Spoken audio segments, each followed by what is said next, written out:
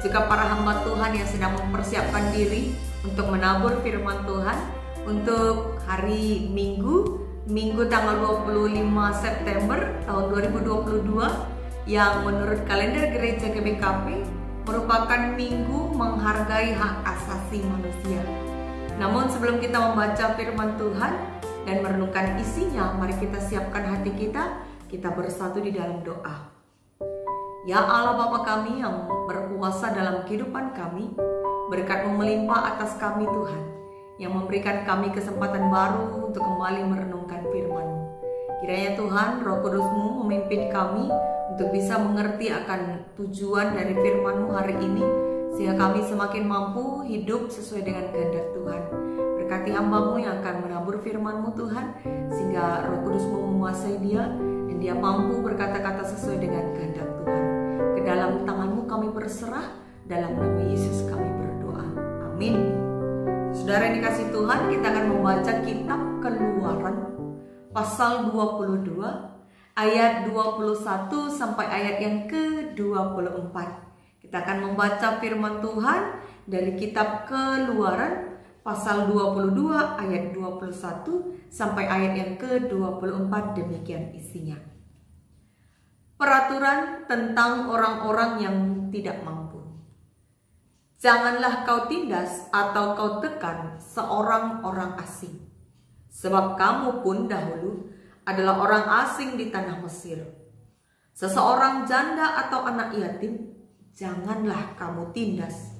Jika engkau memang menindas mereka ini, tentulah aku akan mendengarkan seruan mereka. Jika mereka berseru-seru kepadaku dengan nyaring, maka murkaku akan bangkit dan aku akan membunuh kamu dengan pedang, sehingga istri-istrimu menjadi janda dan anak-anakmu menjadi yatim. Sampai demikian isi firman Tuhan untuk kita renungkan dengan tema tetap melakukan kebaikan. Saudara yang dikasih Tuhan, pernahkah saudara mengalami masa-masa paling berat dalam hidup saudara? Pernahkah saudara mengalami masa-masa paling berat dalam hidup saudara? Mungkin masa-masa kehilangan orang-orang yang dikasihi, atau masa-masa sulit dalam keadaan ekonomi, atau mungkin juga masa-masa di mana kita merasakan tinggal seorang diri dalam keadaan tertekan tanpa ada yang menolong.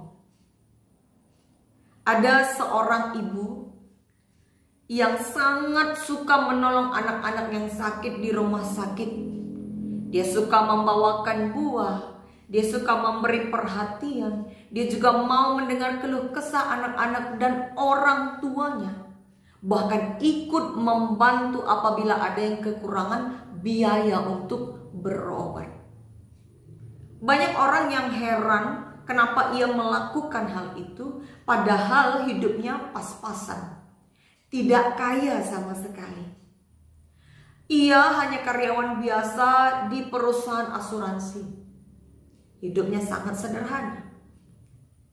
Namun ternyata di balik kebaikan yang ia lakukan, masa lalunya, dia pernah mengalami pengalaman yang paling berat di masa lalunya, di mana suaminya pergi meninggalkannya, tidak ada pekerjaan, lalu anaknya sakit, dan ia bahkan harus kehilangan anaknya tersebut karena tidak ada biaya untuk berobat.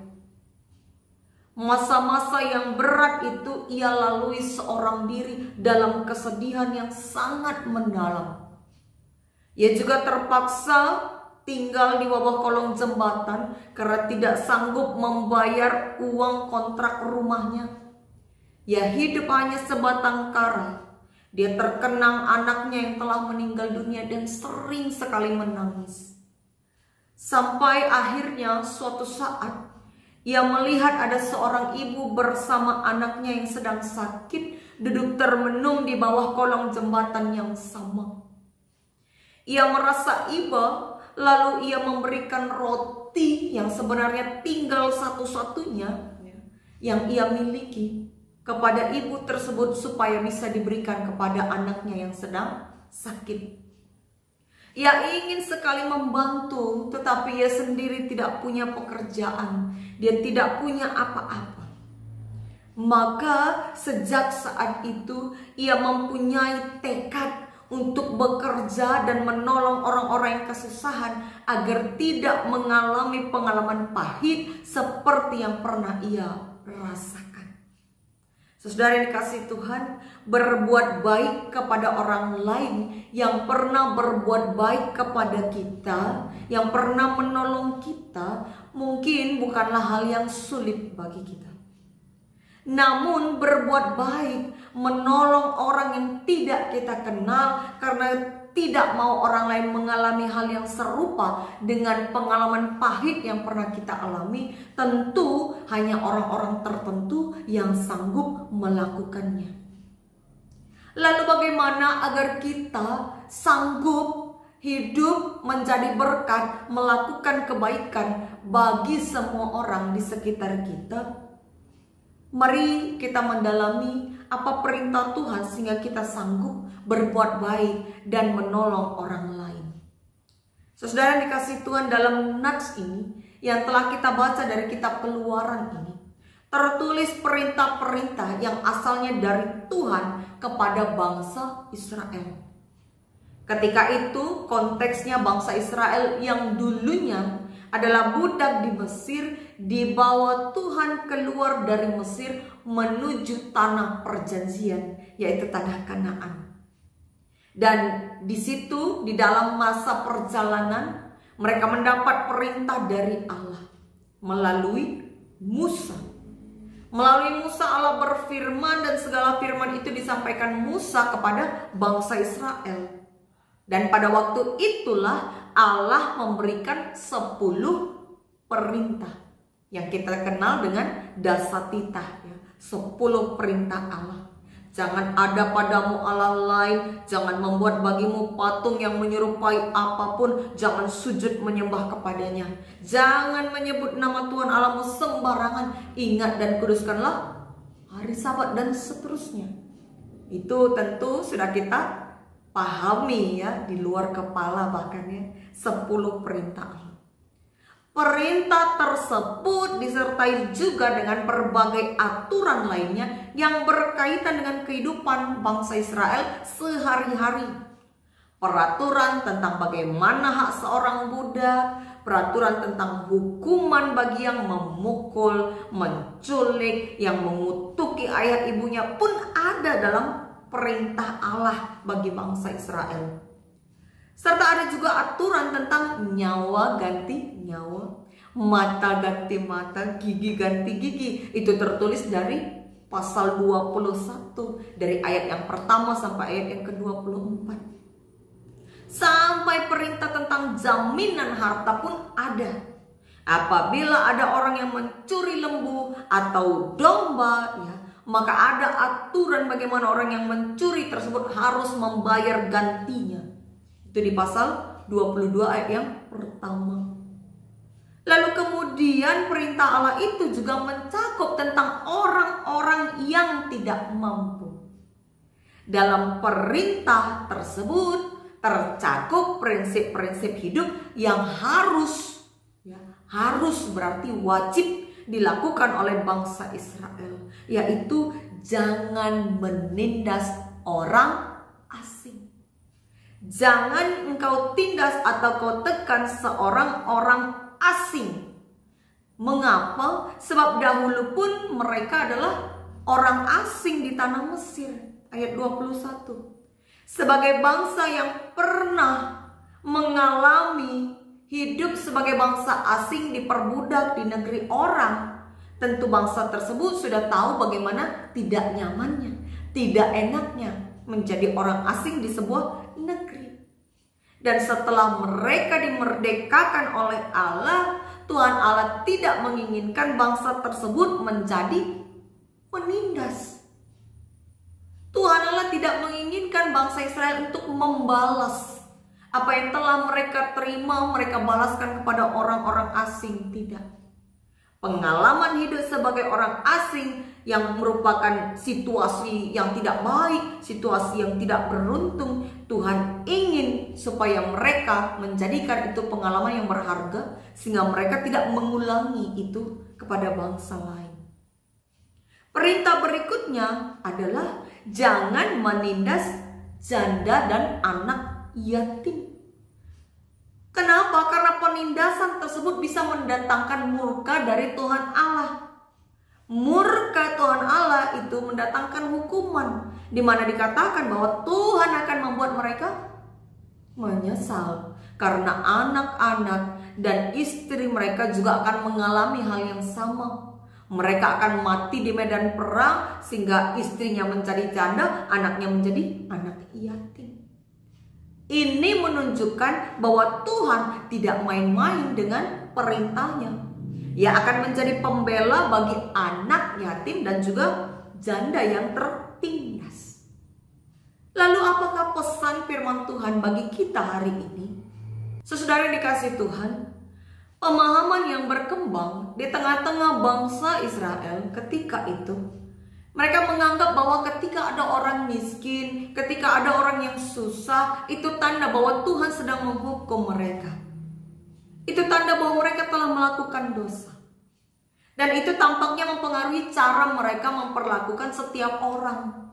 Karena berkat Tuhan itu senantiasa ditandai dengan hidup berkelimpahan, tidak kekurangan sesuatu apapun. Sehingga ketika ada orang yang susah, berarti dia tidak diberkati oleh Tuhan. Kita bisa ingat kisah Ayub. Kisah Ayub ketika ia ditimpa bencana, harta kekayaannya habis, anak-anaknya meninggal semua, ia pun ditimpa sakit penyakit borok.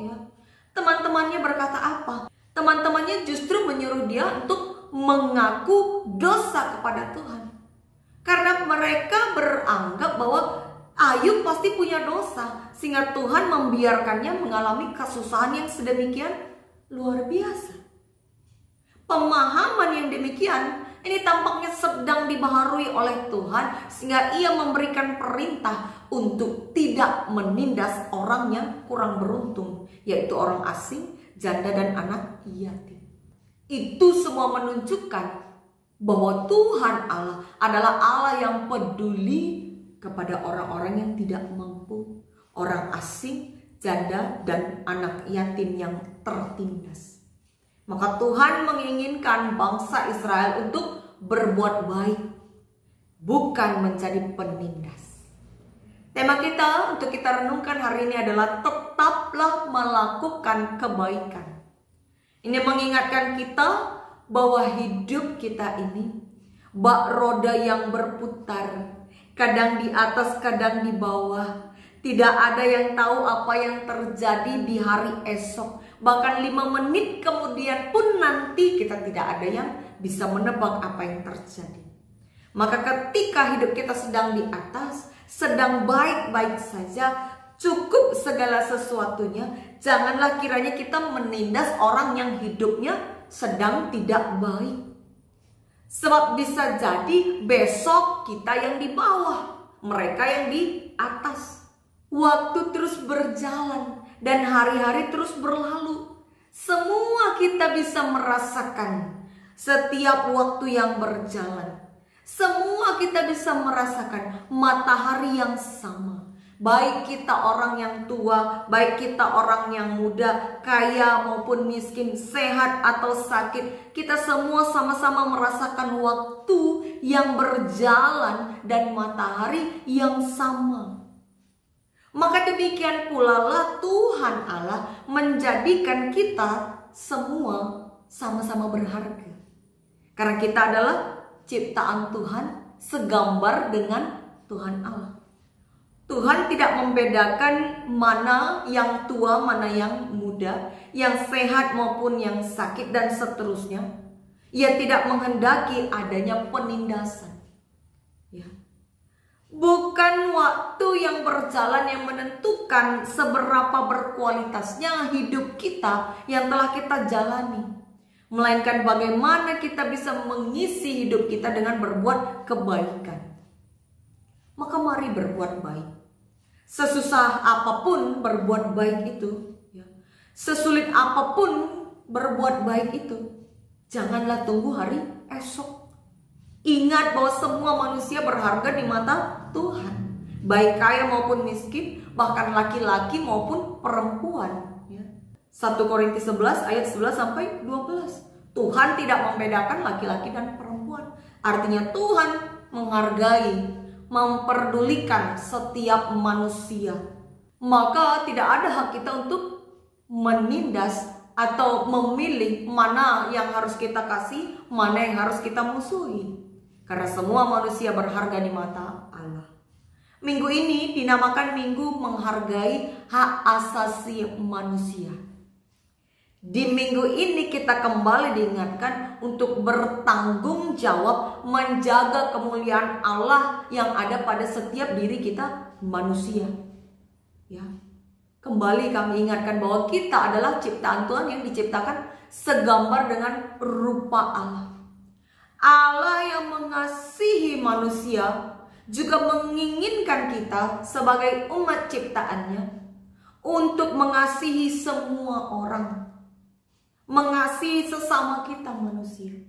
Dan Tuhan Allah sendiri pula lah yang akan menjadi lawan kita apabila kita menindas orang lain.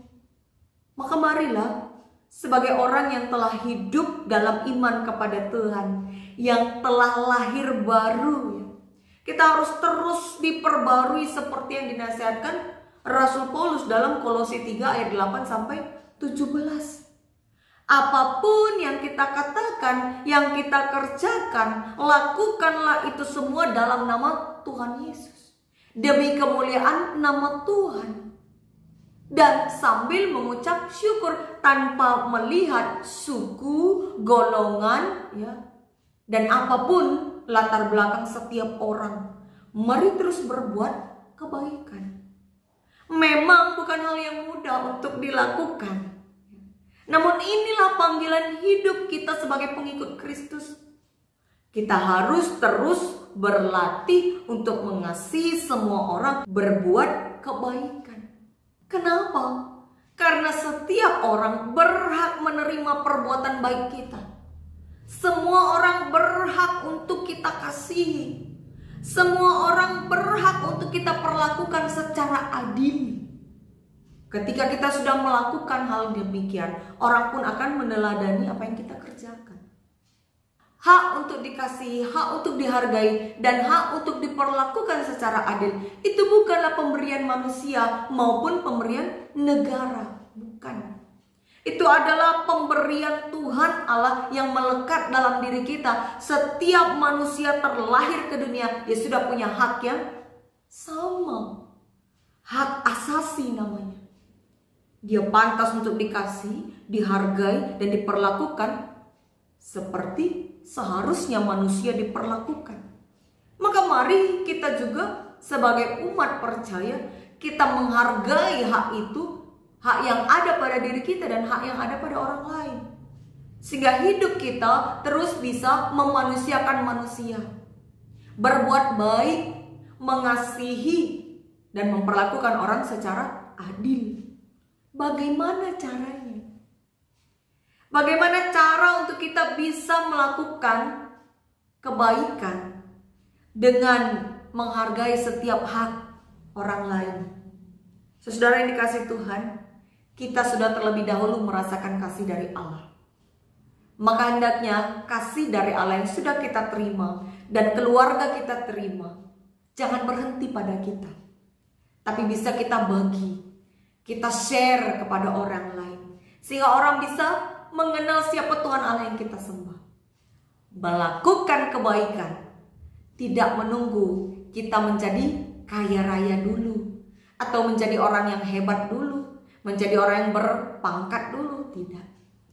Lakukanlah kebaikan mulai dari hal yang sederhana, seperti yang diperlihatkan dalam video berikut ini. Mari kita saksikan.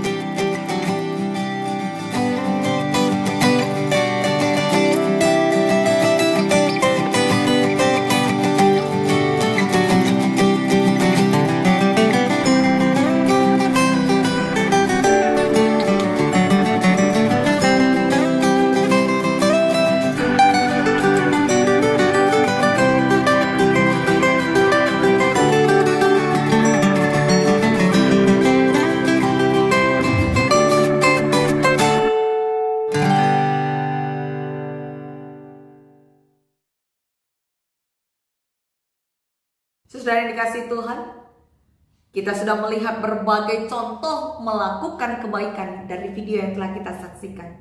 Maka marilah lakukan kebaikan dimulai dari hal yang sederhana yang mampu kita kerjakan, sehingga perbuatan baik kita diteladani dan diteruskan oleh orang lain, sehingga di dunia ini terciptalah damai sejahtera. Sebagaimana Allah yang begitu peduli kepada kita, hendaklah kita pun memiliki kepedulian terhadap orang-orang yang ada di sekitar kita, bahkan kepada alam sekitar kita. Kiranya Tuhan memampukan kita untuk melakukan firman-Nya. Amin. Kita bersatu dalam doa. Ya Tuhan Allah Bapa kami mengucap syukur Tuhan, Engkau Allah yang penuh kasih, yang telah mengingatkan kami bagaimana Tuhan mengasihi kami di dalam kehidupan kami. Dan kiranya Tuhan mampukanlah kami juga untuk meneruskan kasih Tuhan dengan menunjukkan kepedulian, melakukan kebaikan, dimulai dari hal-hal yang sederhana yang mampu kami kerjakan. Kiranya hikmat dan Roh Kudus-Mu tetap menyertai kami, mampukan kami melakukan firman. Ke dalam tangan-Mu kami berserah, melalui anak-Mu Yesus Kristus kami berdoa. Amin.